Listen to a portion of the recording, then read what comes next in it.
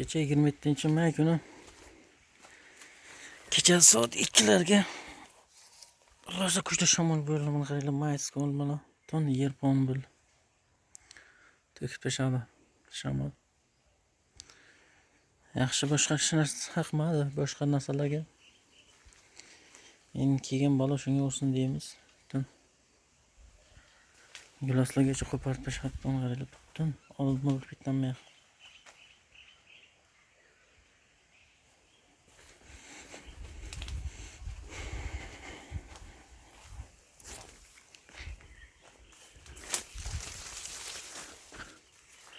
İki tüp çereshni gilosimizda yiqitibdi.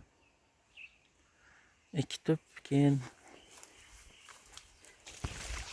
oddiy gilos egilib qolgan. Buni to'g'irlasak bo'ladi. Okay. Hech qanday qurtlamaganda, tagi nam edi, nam kuchli edi yerda. O'shani hisobiga menimcha olmagan. Mana bu yoqda.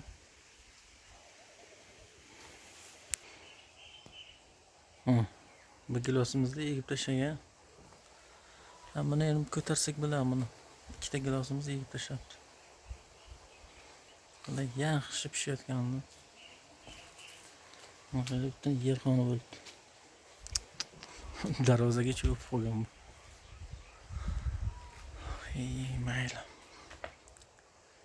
Ishqilib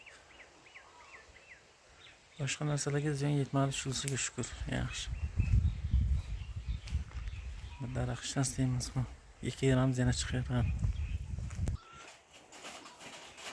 2-3 kunga teramiz degan butun gilos yer.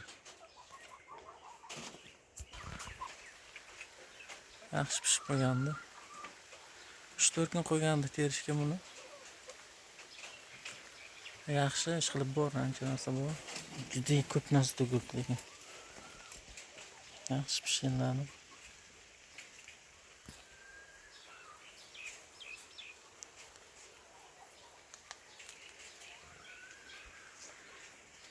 Ancha yet. 2 daraxt, 4 daraxt kesish. Nima deyish, shikast yetdi. Mayli, hech narsa emas. Samiglamni qo'ygan narsalarimiz joy-joyiga.